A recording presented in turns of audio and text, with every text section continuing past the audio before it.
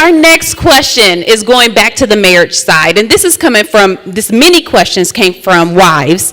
And they said, how do you deal with the husband that uses manipulation, that uses tongue lashing, that uses silent treatments, that physically abuses them in front of their children, or tells them that they don't listen to them and that they need to submit because that's what the Word of God says?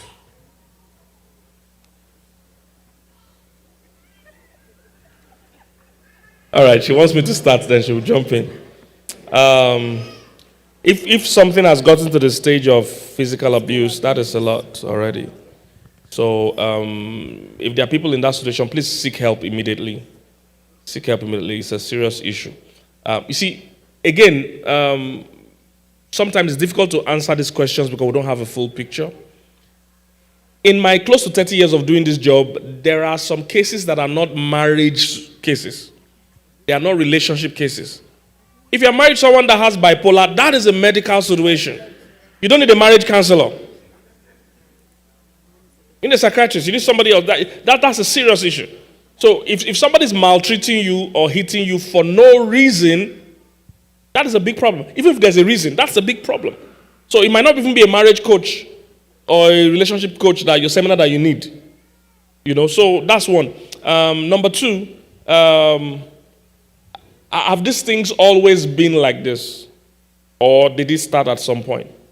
What I also discovered that sometimes some people see these things, enter these marriages, then they are acting shocked.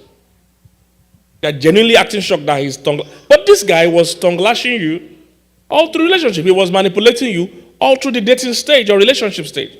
So why do you think he's going to change? Why do you want us to change him now in marriage? That's a difficult thing to do. So I would say seek some help because the things you are mentioning sound quite serious. And because we don't have the full context, seek some help, professional help.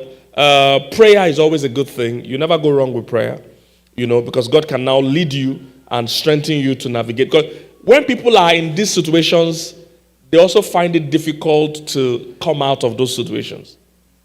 We've counseled many people where their lives were under threat, but they didn't want to leave. In fact, there was someone we counseled, there was physical abuse. She came for counseling, she wanted to leave. We did everything we could do, she left. 2 months or so after, she was asking us to beg the guy to take her back into that abusive. So, a lot, for you to have been in this thing for a while, even your thinking, we need some help. You need to be helped to get to a healthy place so that you can make healthy decisions. An unhealthy mindset can never produce healthy choices. All right, so let my wife chip in. Okay, so violence, I couldn't get past the physical abuse. Every other thing you said probably just faded when I heard that, I certainly draw the line on physical abuse because you can die. I don't think a lot of time when women, they don't get it. You can actually die.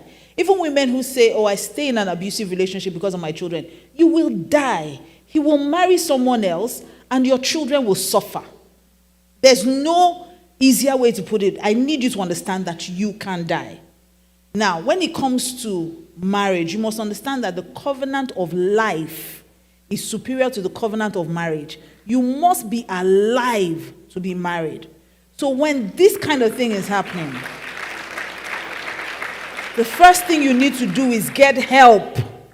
Get out of that situation first. I didn't say anything about divorce. Get out first. We can be having conversations from a safe place. You can't be inside that marriage, receiving all of that manipulation and that beating and everything, and in front of your children, and expect. I have a cousin who I heard died recently. How did she die? Her husband had been beating her, but she had this distortion about her marriage.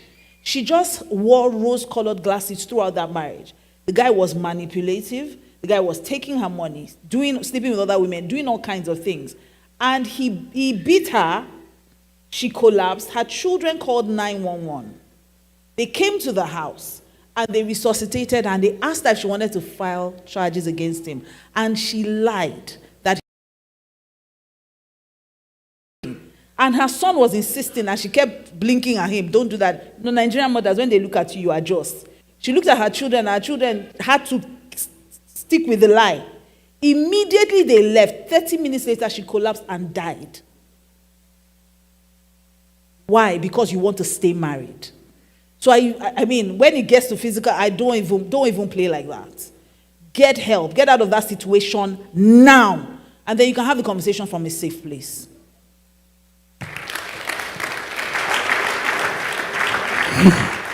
All right. Thank you very much.